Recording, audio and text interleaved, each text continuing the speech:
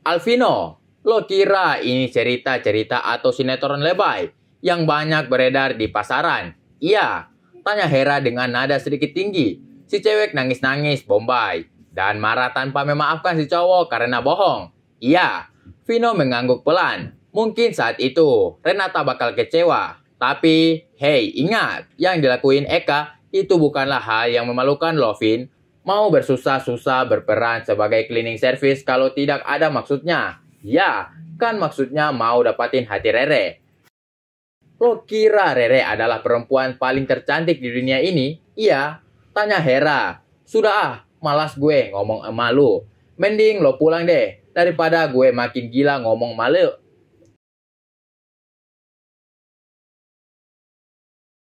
Vino hanya nyengir, lalu mencoba merayu Hera. Dasar Hera, yang telah cinta mati ke Vino pun akhirnya luluh. Dan mereka kembali berperang serambi, berperang di atas. Dan tanpa Vino sadari, Hera telah telat 2 minggu. Malah hari ini, ia masih tetap menembak di dalam.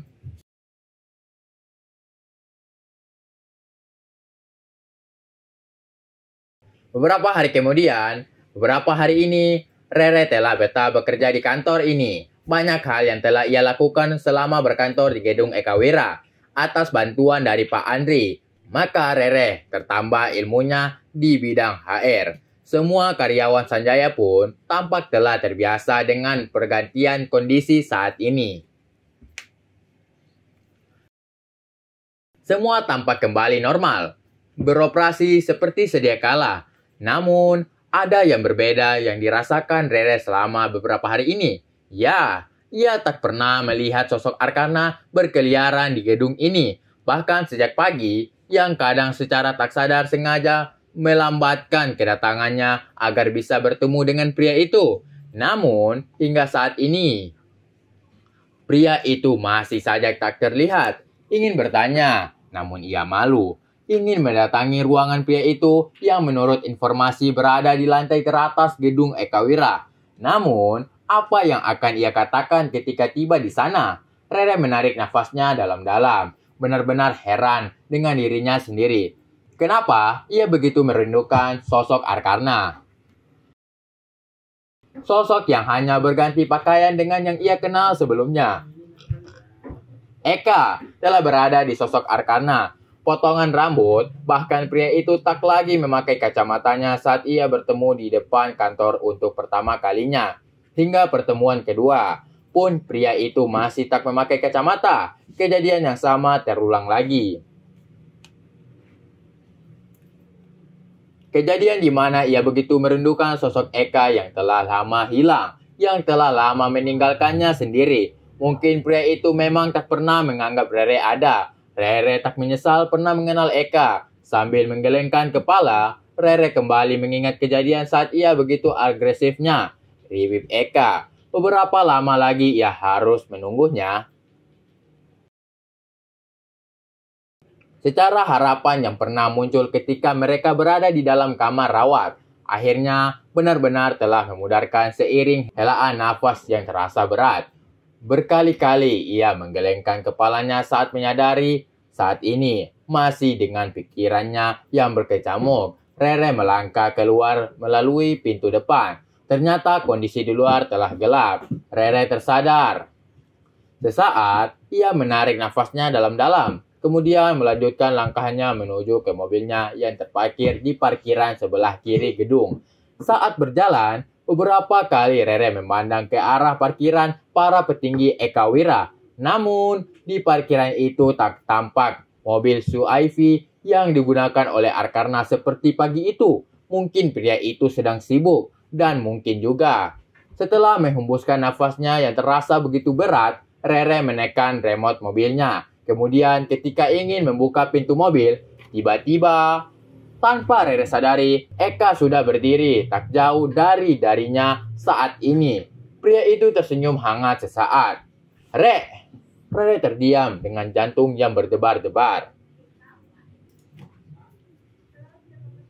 Sapaan itu membuat kaku, membuat pikirannya kembali berkecamuk. Dengan perlahan ia pun berbalik dan mendapati Eka telah berdiri di belakangnya. Apakah dia Eka atau Arkarna? Batin Rere sesaat. Kemudian ia pun memejamkan kedua matanya.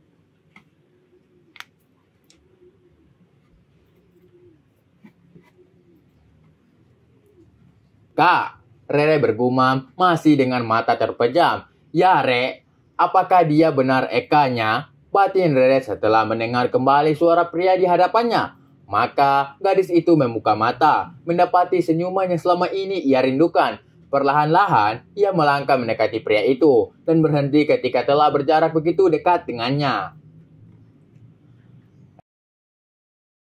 Rere menarik napasnya dalam-dalam dan aroma parfum itu telah menyihir dirinya, telah terhirup di indera. Rere menatapnya penuh perasaan wajah pria itu. Lalu kedua lengannya bergerak dan kedua pundak pria itu.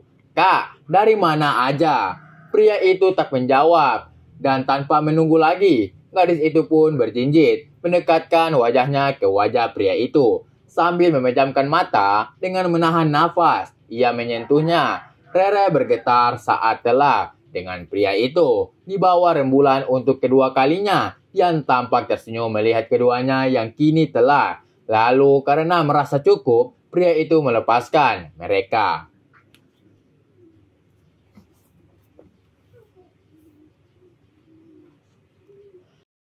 Rere perlahan-lahan membuka mata. Mereka kini telah berpandangan. Tersirat senyuman tipis di wajah gadis itu. Yang jelas, gadis itu begitu merasakan sebuah kebahagiaan yang tak mampu diungkapkan dengan kata-kata.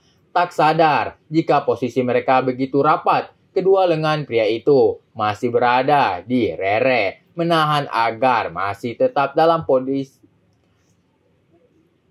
Karena tak mampu menahan gejolak maka Rere kembali bibir pria itu, hanya menyentuhnya lalu tersenyum setelah melepas.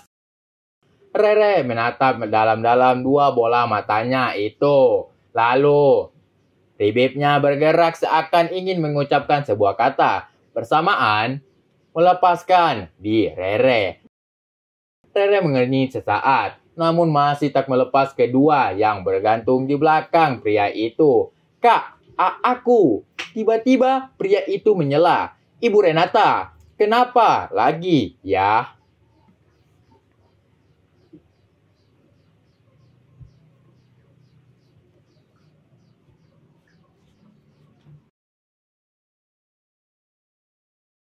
Oke guys, terima kasih telah tonton channel kami. Dan jangan lupa untuk menekan tombol like and subscribe agar kamu tidak ketinggalan novel-novel berikutnya. Bagi para jomblo, jangan sedih. Sebab kehidupan itu berawal dari jomblo. Dan jangan lupa bahagia.